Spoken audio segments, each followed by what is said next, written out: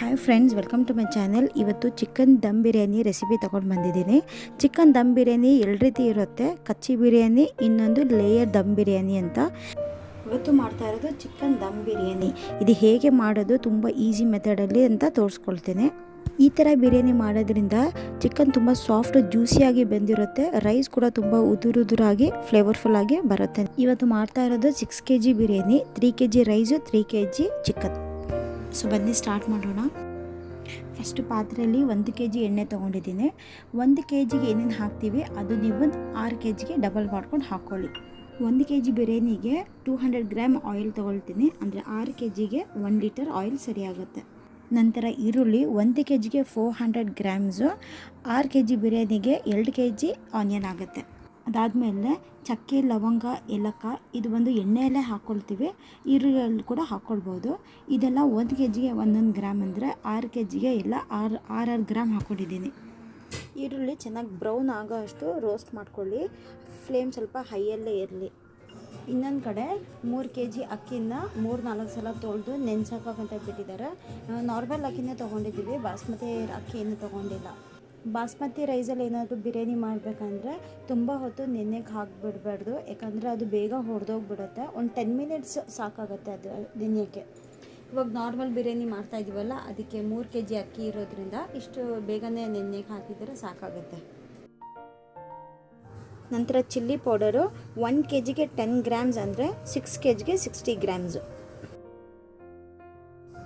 ಧನಿಯಾ powder ಹಾಕೋದೇನು ಅವಶ್ಯಕತೆ ಇಲ್ಲ ಇದಕ್ಕೆ. ಚಿಲ್ಲಿ ಪೌಡ್ರು ಹಾಕಿದ ನಂತರ ಎಣ್ಣೆಯಲ್ಲಿ ಒಂದು ಸ್ವಲ್ಪ ಚೆನ್ನಾಗಿ ರೋಸ್ಟ್ ಆಗಬೇಕು ಅದು.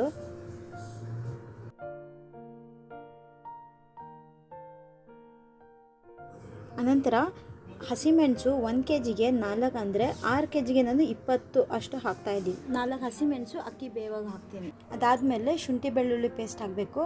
ಶುಂಠಿ ಬೆಳ್ಳುಳ್ಳಿ ಪೇಸ್ಟ್ ಬೇರೆನೇ ರುಬ್ಬಿರೋದು. ಬೆಳ್ಳುಳ್ಳಿ ಪೇಸ್ಟ್ ಬಂದು 600 ಗ್ರಾಮ್ಸ್ ಇದೆ. ಹಾಕುವಾಗ ಎರಡು ಜೊತೆಯಲ್ಲೇ ಮಿಕ್ಸ್ ಮಾಡಿ ಹಾಕ್ತಾಯಿದ್ದೀವಿ. ಶುಂಠಿ ಪೇಸ್ಟ್ ಬಂದು 500 ಗ್ರಾಮ್ಸ್ ಇದೆ. ಶುಂಠಿ ಪೇಸ್ಟ್ ಬಂದು ಬೆಳ್ಳುಳ್ಳಿಯಿಂದ ಸ್ವಲ್ಪ ಕಮ್ಮಿನೇ ತೊಗೊಳ್ಬೇಕು, ಯಾಕಂದರೆ ಬಿರಿಯಾನಿಯಲ್ಲಿ ಒಂಥರ ಕಹಿ ಟೇಸ್ಟ್ ಕೊಡುತ್ತೆ. ಅದಕ್ಕೆ ಯಾವಾಗಲೂ ಬೆಳ್ಳುಳ್ಳಿ ಪೇಸ್ಟು ಸ್ವಲ್ಪ ಜಾಸ್ತಿನೇ ತೊಗೊಳ್ಳಿ. ಇದು ಕೂಡ ಎಣ್ಣೆ ಜೊತೆಲೇ ಚೆನ್ನಾಗಿ ರೋಸ್ಟ್ ಮಾಡ್ಕೊಳ್ಬೇಕು.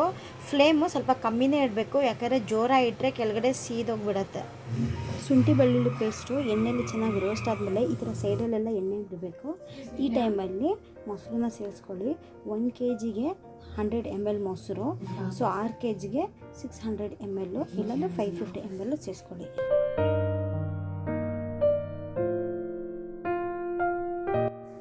ಮೊಸರನ್ನ ಸೇರಿಸ್ಕೊಂಡು ಚೆನ್ನಾಗಿ ಮಿಕ್ಸ್ ಮಾಡ್ಕೊಳ್ಬೇಕು ಎಣ್ಣೆ ಜೊತೆಲಿ.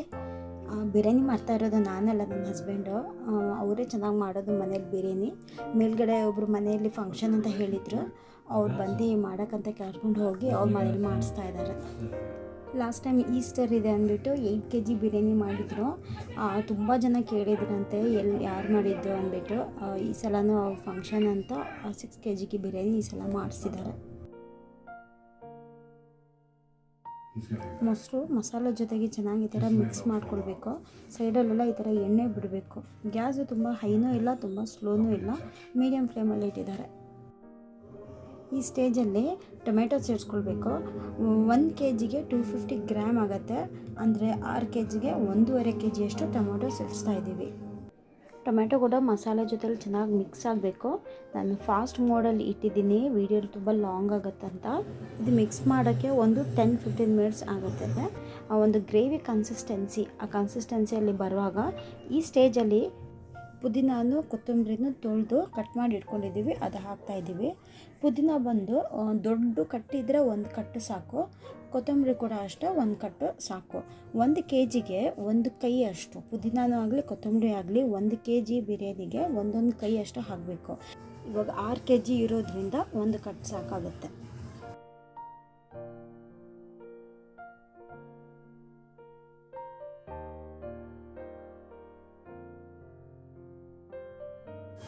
ಹಾಕ್ಬಿಟ್ಟು ಚೆನ್ನಾಗಿ ಮಿಕ್ಸ್ ಮಾಡಬೇಕು. ಬೇಗ ಸೀದೋಗಿಬಿಡುತ್ತೆ, ಅವಾಗವಾಗ ಮಿಕ್ಸ್ ಮಾಡ್ತಾ ಇರಬೇಕು.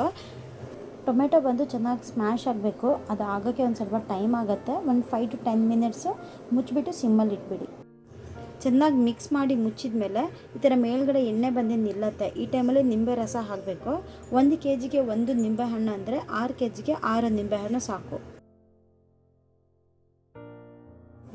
ನಿಂಬೆಹಣ್ಣು ಹಾಕಿ ಮಸಾಲೆ ಜೊತೆಗೆ ಚೆನ್ನಾಗಿ ಮಿಕ್ಸ್ ಮಾಡಿದ ಮೇಲೆ ಈ ಟೈಮಲ್ಲಿ ಚಿಕನ್ ಪೀಸಸ್ ಹಾಕಬೇಕು. ಚಿಕನ್ ಪೀಸು ತುಂಬ ಚಿಕ್ಕದಿಲ್ಲದೆ ಒಂದು ಸ್ವಲ್ಪ ದೊಡ್ಡದಾಗೇ ಇರಲಿ, ಯಾಕಂದರೆ ಬಿರಿಯಾನಿಯಲ್ಲಿ ತುಂಬ ಚಿಕ್ಕದಾಗಿದ್ದರೆ ಪೀಸಸ್ ಎಲ್ಲ ಒಡೆದೋಗ್ಬಿಡುತ್ತೆ. ಚಿಕನ್ 3 kg ಇದೆ, ರೈಸ್ 3 kg, ಚಿಕನ್ 3 kg, ಅದೇ ಕರೆಕ್ಟಾಗಿರುತ್ತೆ. ಯಾಕಂದರೆ ರೈಸ್ ತುಂಬ ಜಾಸ್ತಿ, ಚಿಕನ್ ತುಂಬ ಕಮ್ಮಿ ಆದರೆ ಚೆನ್ನಾಗಿರಲ್ಲ. ಚಿಕನ್ ಹಾಕಿದ ತಕ್ಷಣ ಉಪ್ಪು ಕೂಡ ಹಾಕಿದ್ದಾರೆ. ಒಂದು ಕೈಯಲ್ಲಿ ಹಿಡಿಯೋಷ್ಟು 3 ಸಲ ಹಾಕಿದ್ದಾರೆ. ನೀವು ನಿಮ್ಮ ಮನೆಯಲ್ಲಿ ಎಷ್ಟು ಉಪ್ಪು ತಿಂತಾರೆ ನೋಡಿಬಿಟ್ಟು ಹಾಕ್ಕೊಳ್ಳಿ. ಚಿಕನ್ ಹಾಕಿದ ತಕ್ಷಣ ಅಕ್ಕಿ ನೆನೆಗೆ ಬಿಟ್ಟಿದ್ವಲ್ಲ ಅದನ್ನು ಬೇಯಿಸೋಕ್ಕೆ ಒಂದು ಪಾತ್ರೆಯಲ್ಲಿ ಚಕ್ಕೆ, ಲವಂಗ, ಏಲಕ್ಕ, ಹಸಿಮೆಣಸು, ಆಮೇಲೆ ಒಂದು ಸ್ವಲ್ಪ ಪುದೀನ, ಒಂದು ಸೌಟು ಎಣ್ಣೆ ಕೂಡ ಹಾಕ್ಕೊಳ್ಳಿ. ನೀರು ಬಂದುಬಿಟ್ಟು 1 kg ಅಕ್ಕಿಗೆ 4 ಲೀಟ್ರ್ ನೀರು, 6 kg ಅಕ್ಕಿಗೆ ಅದು ಡಬಲ್ ಮಾಡಿಕೊಂಡು ನೀವು ಹಾಕ್ಕೊಳ್ಳಿ. ಚಿಕನ್ನು ತುಂಬ ಡ್ರೈ ಆಗಿರೋ ಥರ ನಿಮಗೆ ಕಾಣಿಸಿದ್ರೆ ಒಂದು ಸ್ವಲ್ಪ ನೀರು ಹಾಕಿ, ತುಂಬ ಹಾಕೋಕ್ಕೆ ಹೋಗಬೇಡಿ. ಒಂದು ಸ್ವಲ್ಪ ನೀರು ಹಾಕ್ಕೊಂಡ್ಬಿಟ್ಟು ಚೆನ್ನಾಗಿ ಮಿಕ್ಸ್ ಮಾಡ್ಕೊಳ್ಬೇಡಿ. ಫ್ಲೇಮ್ ಬಂದು ಸ್ವಲ್ಪ ಹೈಯಲ್ಲೇ ಇರಲಿ, ಯಾಕಂದರೆ ಚಿಕನ್ ಬೇಯಬೇಕಲ್ಲ ಅದಕ್ಕೆ.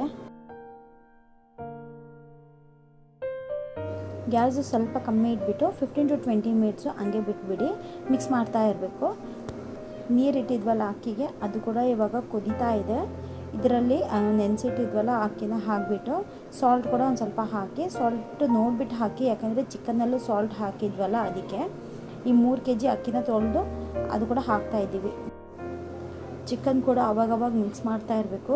ನಿಮ್ಗೆ ಏನಾದ್ರು ಖಾರ ಇರೋ ಥರ ಅನಿಸಿದರೆ ಇವಾಗಲೇ ಒಂದು 2-3 ಹಸಿಮೆಣಸು ನೀವು ತೆಗೆದುಬಿಡ್ಬೋದು. ಬಿರಿಯಾನಿ ತುಂಬ ಈಸಿ, ಬೇಗ ಕೂಡ ಮಾಡ್ಕೊಳ್ಬೋದು. ಇವಾಗ ಸ್ವಲ್ಪ ಜಾಸ್ತಿ ಕ್ವಾಂಟಿಟಿಯಲ್ಲಿ ಮಾಡ್ತಾಯಿದ್ದೀವಲ್ಲ ಅದಕ್ಕೆ ತುಂಬ ಟೈಮ್ ಆಗ್ತಿದೆ.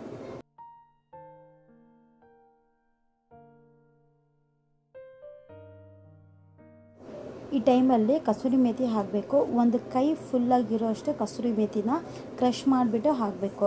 ಕಸೂರಿ ಮೇಥಿ ಅಂದರೆ ಮೆಂತ್ಯ ಸೊಪ್ಪು ಬರುತ್ತಲ್ಲ, ಅದೇ ಒಣಗಿಸ್ಬಿಡ್ತಾರೆ, ಅದೇ ಕಸೂರಿ ಮೇಥಿ ಅನ್ನೋದು. ನೀವು ಬಿರಿಯಾನಿಗೆ ಮಾತ್ರ ಅಲ್ಲ, ಬೇರೆ ಯಾವುದೇ ಡಿಶಸ್ಗೆ ಒಂದು ಸ್ವಲ್ಪ ದಾಲ್ ಆಗಲಿ, ಬೇರೆ ಮಶ್ರೂಮ್ ಆಗಲಿ, ಪನ್ನೀರು, ಇದೆಲ್ಲದಕ್ಕೂ ಒಂದು ಸ್ವಲ್ಪ ಕಸೂರಿ ಮೇಥಿ ಹಾಕಿದರೆ ತುಂಬ ಒಂದು ಒಳ್ಳೆ ಫ್ಲೇವರ್ ಕೊಡುತ್ತೆ. ಅಕ್ಕಿ ತುಂಬ ಬೇಯಿಸೋಕ್ಕೆ ಹೋಗಬೇಡಿ, ಯಾಕಂದರೆ ತುಂಬ ಬೇಯಿಸಿದರೆ ಒಂಥರ ಮುದ್ದೆ ಥರ ಆಗುತ್ತೆ. ಸೊ ಅದಕ್ಕೆ ಒಂದು ಅರ್ಧ ಬೆಂದಿದ್ರೆ ಸಾಕು, ಅರ್ಧಕ್ಕಿಂತ ಒಂದು ಸ್ವಲ್ಪ ಕಮ್ಮಿ ಬೆಂದಿರೋ ಕೂಡ ಸಾಕು. ವಿಡಿಯೋಲ್ಲಿ ನೀವು ನೋಡ್ತಾ ಇದ್ದೀರಲ್ಲ, ಇಷ್ಟು ಬೆಂದಿರೋ ಕೂಡ ಸಾಕು. ಇದು ನೋಡಿ ತುಂಬ ಅಕ್ಕಿ ಥರ ಕಾಣ್ತಿದೆ, ಇಷ್ಟು ಬೆಂದಿದ್ರೆ ಸಾಕು. ಅಕ್ಕಿ ಹಾಕುವಾಗ ಫುಲ್ಲಾಗಿ ಫಿಲ್ಟ್ರ್ ಆಗಿರಬೇಕು ಅಕ್ಕಿ. ಈ ಥರ ಫಿಲ್ಟ್ರ್ ಇರುತ್ತಲ್ಲ ಆ ಥರ ಎಲ್ಲ ಹಾಕ್ಕೊಂಡು ಫುಲ್ಲಾಗಿ ಫಿಲ್ಟ್ರ್ ಮಾಡ್ಕೊಳ್ಳಿ. ಒಂದು ಸ್ವಲ್ಪನೂ ನೀರು ಇರಬಾರ್ದು ಅದರಲ್ಲಿ ಹಾಕುವಾಗ. ಅಕ್ಕಿ ಹಾಕಿದ ಮೇಲೆ ಗ್ಯಾಸ್ ಫ್ಲೇಮು ಒಂದು ಸ್ವಲ್ಪ ಕಮ್ಮಿಯಾಗಿ ಇಟ್ಕೊಳ್ಳಿ. ಇವಾಗ ಅಕ್ಕಿ ಹಾಕಿದ ಮೇಲೆ ಫುಲ್ಲಾಗಿ ಎಲ್ಲ ಜಾಗದಲ್ಲಿ ಸ್ಪ್ರೆಡ್ ಮಾಡಿಬಿಡಬೇಕು.